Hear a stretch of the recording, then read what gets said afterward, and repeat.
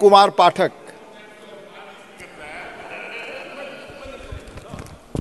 धन्यवाद उपसभापति महोदय। मैं अपनी पार्टी की तरफ से विमेन रिजर्वेशन बिल का समर्थन करता हूं और हमारा देश ऐसा देश है जहां पर देवियों को पूजा जाता है। जैसे कि नड्डा जी ने बड़े एलेबोरेट तरीके से एक्सप्लेन किया, देवी देवताओं से भी ऊपर देवियों को रखा गया है। ऐसा देश है जहां पर कृष्ण से पहले राधा का नाम आता है। ऐसा देश है जहां पे राम से पहले सीता का नाम आता है, शंकर जी से पहले भवानी का नाम आता है। हम ऐसे देश से बिलोंग करते हैं। सामाजिक व्यवस्था के कारण, बहुत सारी परिस्थितियों के कारण राजनीति में महिलाओं को जो उचित स्थान मिलना था वो नहीं मिल पाया। इसलिए यह बिल देश के लिए, समाज के लिए बहुत महत्वपूर्ण है।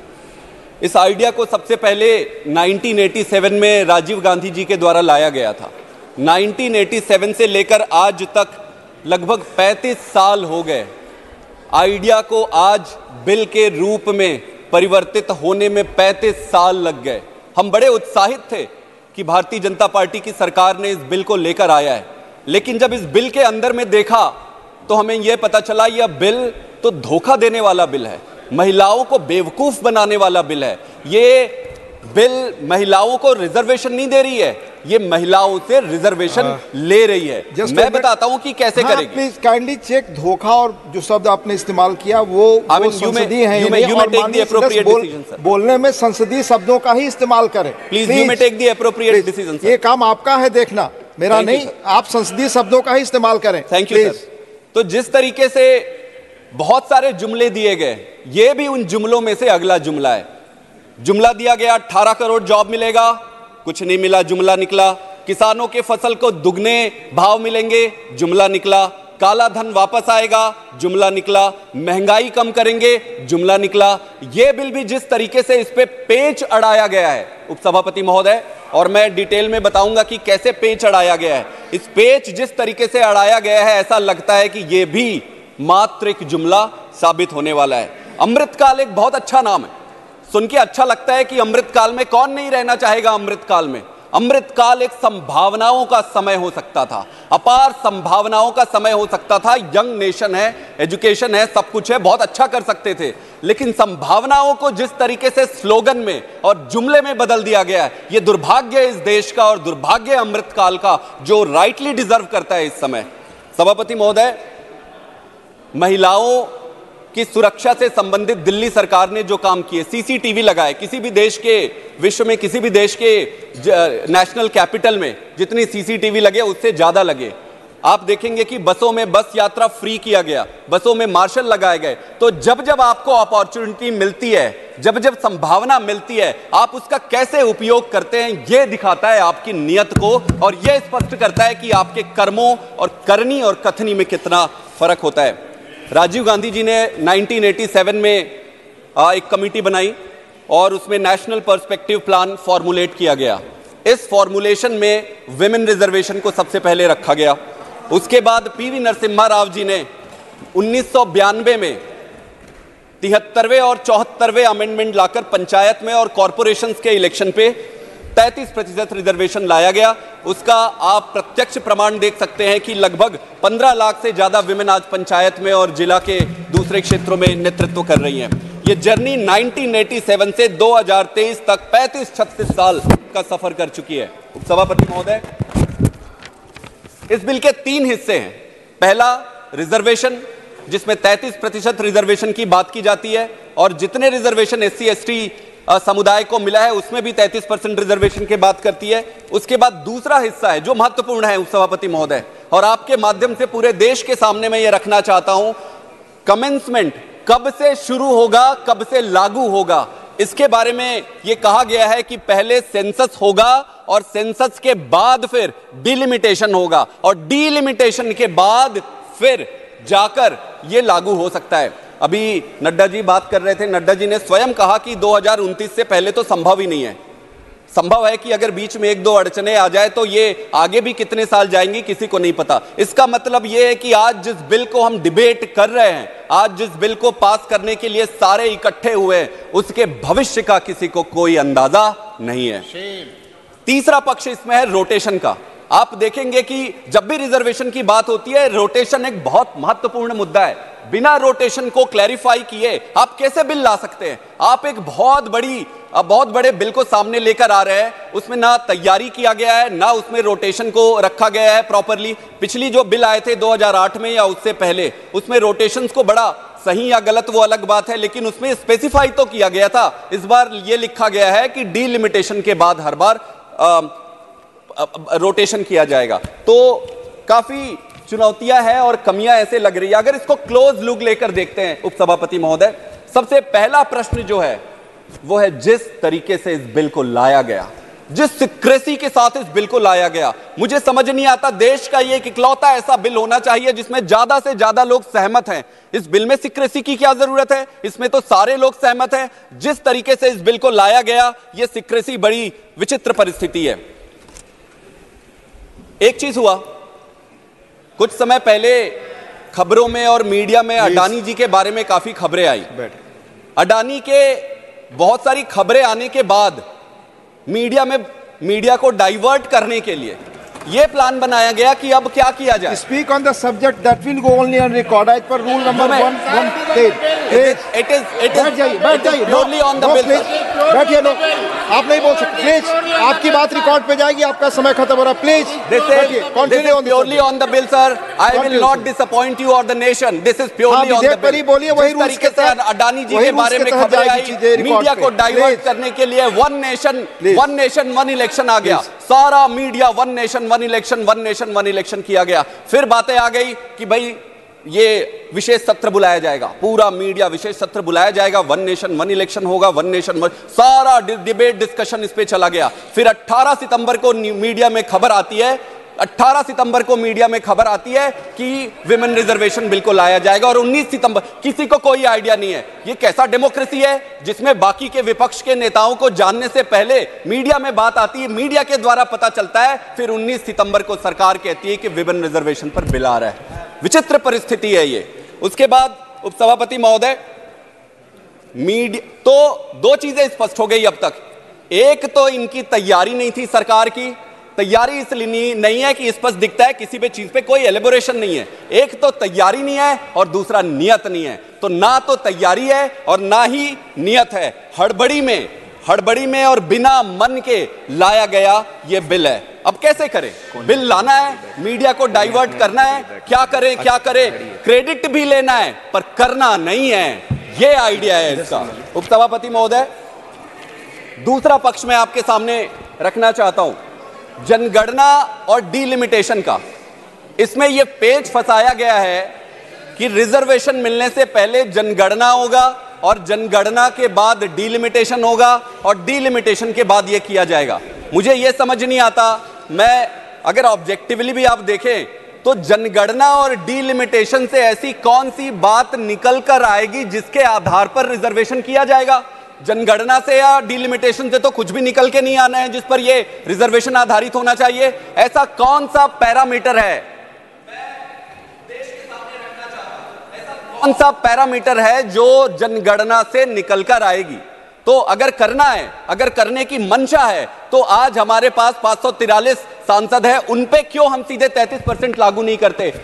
मेरी पार्टी और मुझे पूरा भरोसा है कि भारतीय जनता पार्टी सरकार की तरफ से तो आया ही है, कांग्रेस पार्टी और सारे पार्टी तैयार हैं। ये एक ऐसा बिल, ऐतिहासिक बिल हो सकता था जो अद्भुत होता, सारे समर्थन करते और तुरंत के तुरंत एक ही दिन में, एक ही झटके में अगले चुनाव में पूरा रिजर्वेशन होता। लेकिन क्रेडिट लेना है, चुनाव आ गया पर रिजर्वेशन करना नहीं है। पिछली सरकारों ने भी बिल लाए थे, आप पिछली सरकारों के बिल उठाकर देख लीजिए। पिछली सरकारों के किसी भी बिल में ये प्रावधान, ये पेच था नहीं।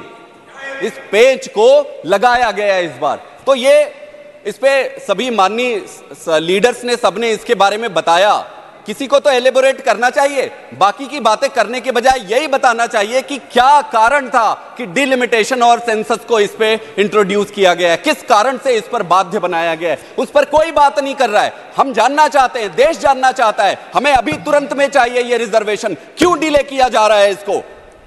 सर, उसका कारण मैं बताता हूं। भारतीय जनता पार्टी स्वयं के अंदर इतने कॉन्ट्रेडिक्शंस है कि पिछली बार जब यह बिल आया था तब माननीय योगी आदित्यनाथ जी ने कहा था कि विप की क्या जरूरत है, हम कोई बंधुआ मजदूर थोड़ी ना है, पार्टी के अंदर डिस्कस होना चाहिए, जैसा आडवाणी जी के यहां डिस्कस हुआ था। अगर नहीं मानती है पार्टी तो मैं रिजाइन कर दूंगा।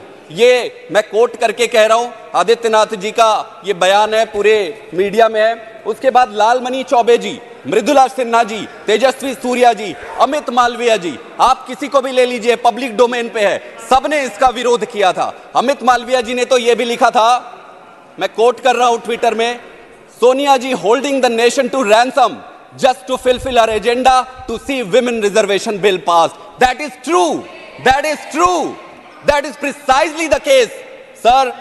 इसलिए चूंकि अंदर से मन में है नहीं बिल को पास करने की इच्छा, लेकिन क्या करें, चुनाव आ रहा है, चुनाव आ रहा है, क्रेडिट लेना है, तो चुनाव आ रहा है, क्रेडिट लेना है, बिल पास करो, लेकिन उसको लागू मत करो। और ये पहला फॉर्मूला नहीं है, ये डिलिमिटेशन वाला, ये पहले किया जा चुका है। दिल्ली में एमसीडी के चुनाव होने थे, दिल्ली के एमसीडी के चुनाव में इन्होंने डिलिमिटेशन के नाम पर चुनाव को रोक दिया। 6-7 महीने डिलिमिटेशन कराए, सारे अगड़म बगड़म तिगड़म सब किए, लेकिन अंत में क्या हुआ, चुनाव हार गए। ऊपर वाला देखते रहता है, ऐसी कोई भी षड्यंत्र सफल नहीं होते जो देश के खिलाफ है। इसके बाद एक महत्वपूर्ण चीज मैं आप सबके सामने लाना चाहता हूं। मैंने प्रधानमंत्री जी के स्पीच को सुना सेंट्रल हॉल में। प्रधानमंत्री जी ने कहा, मेरे लिए गौरव की बात थी, मैं एक नया पार्लियामेंटेरियन हूं। प्रधानमंत्री जी को सेंट्रल हॉल में सुना, प्रधानमंत्री जी ने कहा कि कोई इफ और बट नहीं होनी चाहिए, सीधे सीधे काम होना चाहिए। 2 दिन के बाद बिल लाया गया और ये बिल में सेंसस और डिलिमिटेशन को, ये वही इफ और बट है जिसकी बात प्रधानमंत्री जी कर रहे थे। प्रधानमंत्री जी 2 दिन भी नहीं लगे आपको इफ और बट लगाने में। प्रधानमंत्री जी आपने भाषण दिया, उसको क्या हुआ, आपकी कहनी और कथनी में इतना फर्क क्यों है? अगला महत्वपूर्ण मुद्दा है नारी सम्मान का।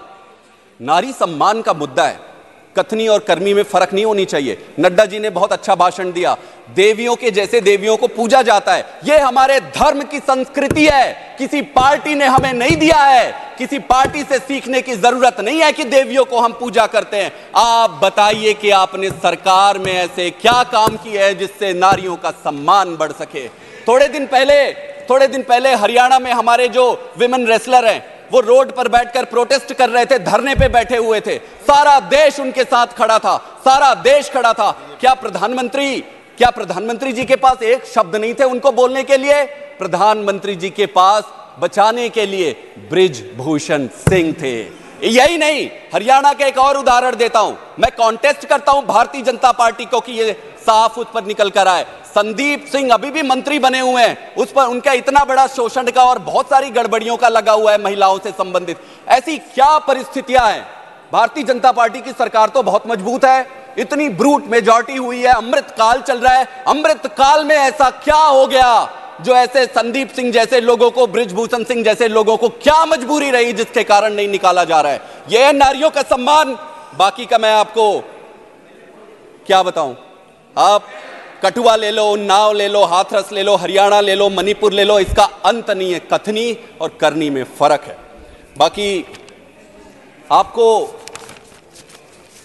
मेरा तो यही मैं तो इतनी समझ पाया हूं कि जो नारी बचाव का जो स्लोगन है वो पैकेजिंग है। पैकेजिंग जब आप खोलते हो तो उसमें से निकलते बृजभूषण सिंह है। लेकिन इन सारी परिस्थितियों के बाद यह बिल बहुत महत्वपूर्ण है, देश के लिए महत्वपूर्ण है, इसलिए हम बिल को नहीं रोकेंगे। बिल इसलिए महत्वपूर्ण है क्योंकि पहली लोकसभा जब हुई तब लगभग 5% विमेन चुनकर आए थे और अब लगभग 15% हो गए। देश की परिस्थितियां ऐसी रही कि पहली लोकसभा से आज तक 5% से 15% आने में इतने साल लग गए। मैं उन सभी माताओं बहनों और हमारे पार्लियामेंटेरियन साथी हैं, इलेक्टेड रिप्रेजेंटेटिव हैं, जो चुनकर इतनी कठिन परिस्थितियों में आए, उन सबको हाथ जोड़कर प्रणाम करता हूं कि विषम परिस्थितियों में आपने अदम्य साहस दिखाया, आप ऐसी परिस्थितियों में भी चुनकर आए, आप सबको मैं प्रणाम करता हूं।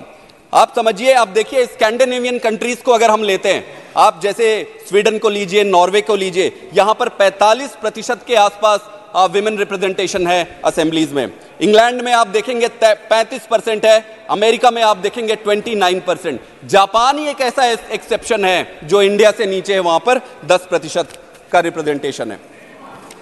हमारे देश में ये पहली बार नहीं है, ये 33% रिजर्वेशन की बात कर रहे हैं। अगर हम देखें तो पंचायती राज में और कॉरपोरेशंस में रिजर्वेशन है। हमको इसको रिव्यू करना चाहिए कि अच्छे से इसको और कैसे इंप्लीमेंट कर सकते हैं। अगर आप देखेंगे 1996 में जेपीसी कॉन्स्टिट्यूट हुआ था, 2008 में स्टैंडिंग कमेटी थी। इस स्टैंडिंग कमेटी और जेपीसी में 2-3 बातें निकल कर आई थी जो आज भी बहुत रिलेवेंट है। सबसे पहले तो रोटेशन का है। रोटेशन को बहुत स्पष्ट रूप से समझना पड़ेगा। जैसा कि नड्डा जी कह रहे थे कि मैं अगर वायनाड को विमेन कर दूं तो क्या होगा, अब इंडिया पार्टी अगर कहेगी कि बनारस को अगर विमेन कर दे तो क्या होगा। बहुत सारे, कोई भी कर सकता है। अगर पॉलिटिकल टूल रोटेशन को बनाया गया तब तो सारा कुछ खराब हो जाएगा। इसको समझना पड़ेगा। रोटेशन की जो पॉलिसी है उसको डेलिब्रेट करना पड़ेगा देश के सामने। आज एक और फैक्ट आपके सामने रखना चाहता हूं। पंचायत के माध्यम से जो 15 लाख से ज्यादा विमेन चुनकर आए, उनमें से लगभग 15% ही री इलेक्ट हुए। इसका मतलब यह है कि 85% वर जस्ट फर्स्ट टाइमर, 85% वापस री इलेक्ट होके नहीं आए। इसका मतलब यह बड़ा टेम्पररी वन शॉट वंडर जैसे होता गया है, रिपीट नहीं हो रही है। लीडरशिप सिर्फ 15% रिपीट हो रही है। इसका मतलब इसको समझने और डेलिब्रेट करने की जरूरत है कि ऐसा क्या करें कि विमेन लीडरशिप को जब तक परसिस्टेंट और कंसिस्टेंटली आप आगे नहीं रखोगे, तब फिर लीडरशिप डेवलप होने की संभावना नहीं रहेगी, पॉलिटिकल पार्टीज की एक टूल बनकर रह जाएगी। एक और है प्रॉक्सी लीडरशिप की। जैसा कि उपसभापति महोदय स्वयं कह रहे थे कि प्रधानपति और सरपंचपति की बहुत बातें चलती। मैं भी गांव से आता हूं। Respected member, you have 1 minute to conclude. Thank you.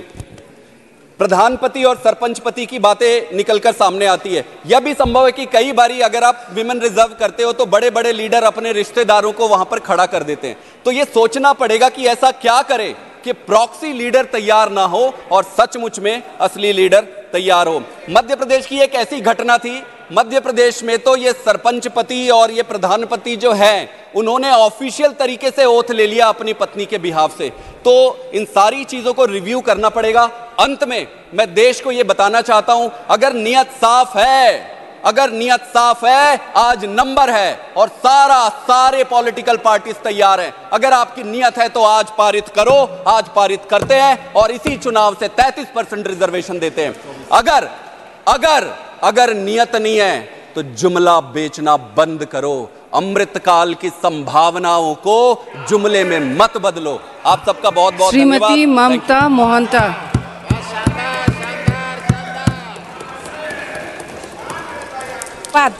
महोदया, आज यही ऐतिहासिक महिला संरक्षण बिल उपरे मोर मतामत रखिबार सुजोग पाइथबारु